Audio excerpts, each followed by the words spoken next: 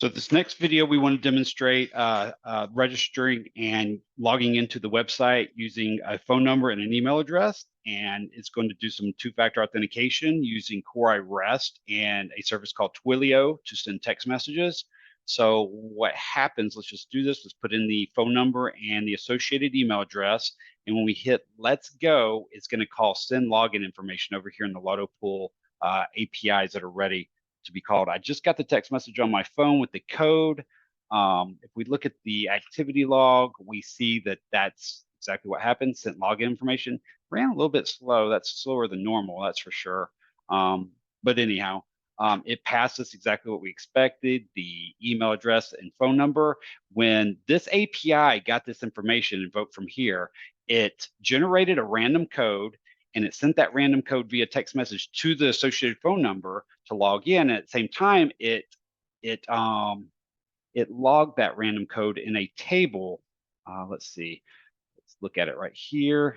It's right. It's that latest one, 814. So that is the code 6714. Actually, there's 3 zeros in front of it that's sent on the text message. So you got 10 minutes to reply to that, and that's the correct code. So just for fun, let's just put in something wrong, put in something like that, just to make sure it's working. Somebody's guessing. Nope, you've entered an incorrect or expired code. So it's either expired or incorrect. It's definitely incorrect. Let's put in the right one. Oh, by the way, what happened when we did that is, let's look at the activity again. It did a check log information, and it's red because it returned an error, which is exactly what we see here, an error. So it took the code, which was bogus, what we put in, checked it, invalid. So it simply just gave a invalid response back, which is you have entered incorrect expired code. So everything you see on the front end is kind of what you see here in the service log. Let's now put in the correct code, which is 0006714, and submit. And what we get is login was successful because it matches the code here. Let's look at our activity log again, and we see check login information that's green now because it was a successful request and response that sent back success, and login was successful. So we are done, we are in. That's how the two-factor authentication homegrown version using CoreiRST works. Pretty slick, it's pretty cool. Very simple to code.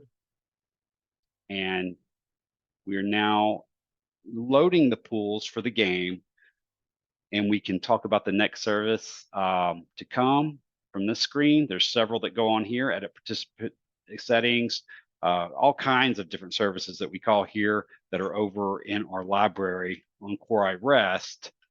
Take a look at them.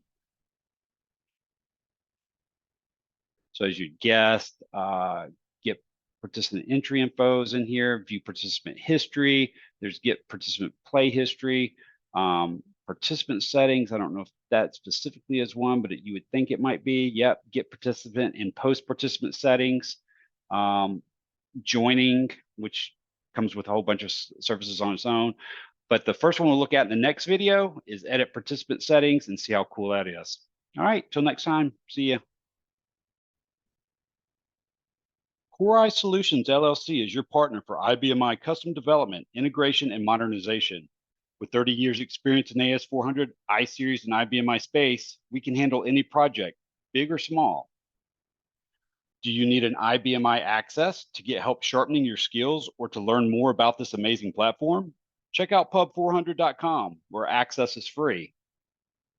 Also from the same folks is professional IBMI hosting at RZKH, quite possibly the most knowledgeable experts in the IBMI ecosystem when it comes to providing large or small enterprise IBMI hosting.